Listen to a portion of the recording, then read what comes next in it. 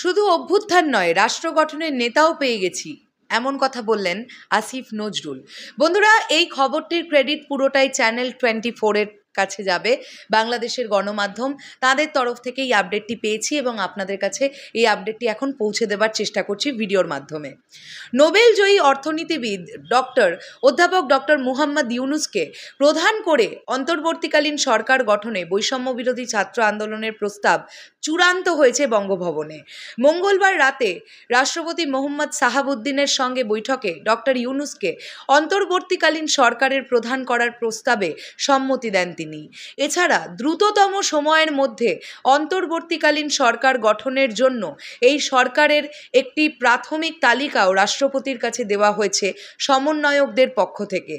বঙ্গভবনে আলোচনা শেষে সমন্বয়কদের সঙ্গে বেরিয়ে আসেন ঢাকা বিশ্ববিদ্যালয়ের শিক্ষক আসিফ নজরুল।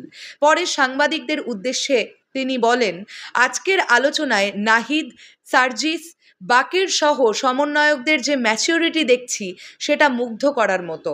আমরা খুবই লাকি যে আমরা শুধু অভ্যুত্থানের নেতা পাইনি, আমার মনে হয় আমরা রাষ্ট্র গঠনের জন্যেও নেতা পেয়ে গেছি। তিনি আরও বলেন, আমাদের যে তালিকা সেটি এখনও চূড়ান্ত হয়নি, সেজন্য এখনই প্রকাশ করা হবে না। কত সংখ্যা হবে না হবে এসব বিষয় নিয়ে আলোচনা চলছে। আমরা একটি এক্সট্রা অর্ডিনারি সিচুয়েশন এই সরকার গঠন করতে যাচ্ছি। এক্ষেত্রে এই সরকারকে বৈধতা দেবার বিভিন্ন সাংবিধানিক রীতি আছে, যে নিয়ম আছে সেটি ফলো করা হবে। সরকারের মেয়াদ এখনও ঠিক করা হয়নি। আসিফ নজরুল আরও বলেন, আমাদের ছাত্র জনতা সমন্বয়কেরা ওনাদের প্রস্তাবক্রমে ডক্টর ইউনুসকে অন্তর্বর্তীকালীন সরকারের প্রধান হিসেবে রাষ্ট্রপতি সম্মতি জানিয়েছেন। তিনি দেশে আসার পরে এই ব্যাপারে একটা ঘোষণা আসবে। বৈঠক নিয়ে অধ্যাপক আসিফ নজরুল বলেন, আমাদের সেনা, নৌ এবং বিমান বাহিনীর প্রধান অত্যন্ত আন্তরিকতার সঙ্গে আলোচনা করেছেন, তাদেরকে আমরা ধন্যবাদ জানাই। এর আগে সমন্বয়কদের পক্ষ থেকে নাহিদ জানান, খুব দ্রুত অন্তর্বর্তীকালীন সরকার ঘোষণা করা হবে। বঙ্গভবন থেকে বেরিয়ে তিনি এ তথ্য জানান। সমন্বয়কদের পক্ষ থেকে অন্তর্বর্তীকালীন সরকারের একটি তালিকা দেওয়া হয়েছে। এতে নোবেলজয়ী ডক্টর মুহাম্মদ ইউনুসকে প্রধান করে এই সরকার গঠনের প্রস্তাব দেওয়া হয়েছে। নাহিদ বলেন, ডক্টর মুহাম্মদ ইউনুসের নাম বৈঠকে আমরা প্রস্তাব করেছিলাম। মহামান্য রাষ্ট্রপতিও সম্মতি দিয়ে বলেছেন তাকে প্রধান করেই অন্তর্বর্তীকালীন সরকার গঠন করা হবে। এর আগে সন্ধ্যে 7:40 দেশের বর্তমান পরিস্থিতি ও অন্তর্বর্তীকালীন সরকারের রূপরেখা নিয়ে আলোচনার জন্য বিশাল এক গাড়ি বহর নিয়ে বঙ্গভবনে প্রবেশ করেন সেনাপ্রধান, নৌপ্রধান ও বিমান বাহিনীর প্রধান।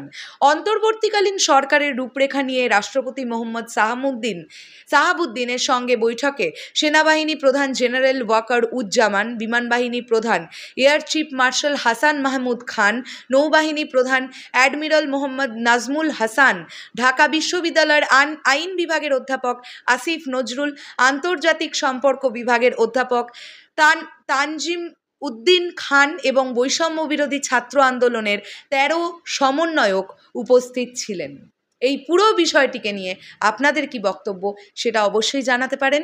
তবে এটা তো জানতে পারা যাচ্ছে যে অন্তর্বর্তীকালীন সরকারের প্রধান হিসেবে আমরা অধ্যাপক ডক্টর মুহাম্মদ ইউনুসজিকেই পেতে চলেছি।